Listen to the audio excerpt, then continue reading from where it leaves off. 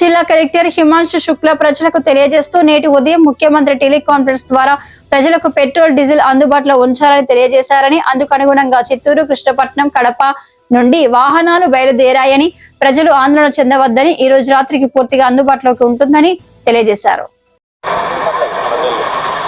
అందరికీ నమస్కారం. నెల్లూరు జిల్లాలో ఇంచుమించుగా 240 పెట్రోల్ అండ్ డీజిల్ అవుట్లెట్స్ ఉన్నాయి.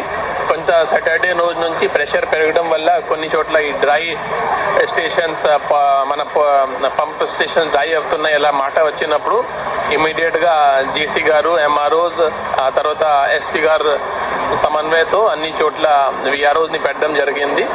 మనకి ఇప్పుడు సప్లై బాగానే ఉంది. ముందుగా నేను ప్రజలకి అదే చెప్తున్నాను, అంటే అన్ని పెట్రోల్ బంక్స్లో డీజిల్ ఉన్నాయి. మీరు ప్యానిక్ చేయకూడదు. మన జిల్లాలో కడప నుంచి, చిత్తూరు నుంచి, తర్వాత ఇక్కడ కృష్ణపట్నం పోర్ట్ నుంచి ఈ 3 చోట్ల నుంచి సప్లై ఉంది. బీపీసీఎల్, ఐఓసీఎల్, హెచ్పీసీఎల్ ముగ్గురుతో మాట్లాడడం జరిగింది. ఈ 3 చోట్ల నుంచి ఇప్పుడు సఫిషియంట్ అమౌంట్లో ట్రక్స్ కూడా బయలుదేరినాయి.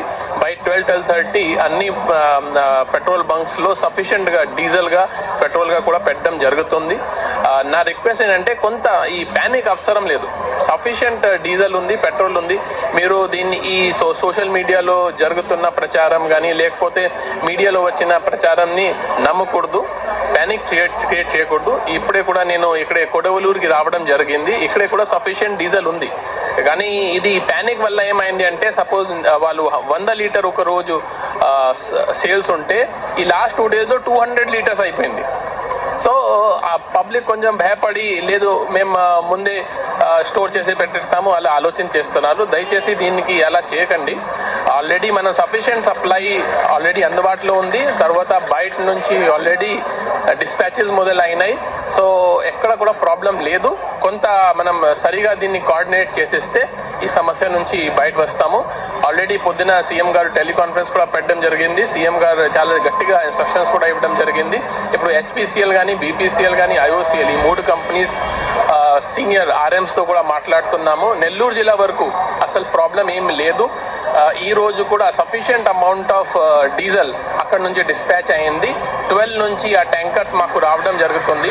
ప్రతి పంప్ స్టేషన్లో విఆర్ఓ కానీ, తర్వాత కానిస్టేబుల్ కానీ కూడా పెట్టడం జరిగింది.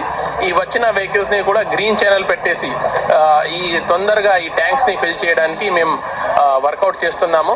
సో సేమ్ ఒక సైడ్ అంటే be responsible citizen, at the same time administration కూడా చాలా కష్టపడి పని చేస్తున్నారు. బై ఈవినింగ్ ఎట్టి పరిస్థితిలో situation will be under normalcy.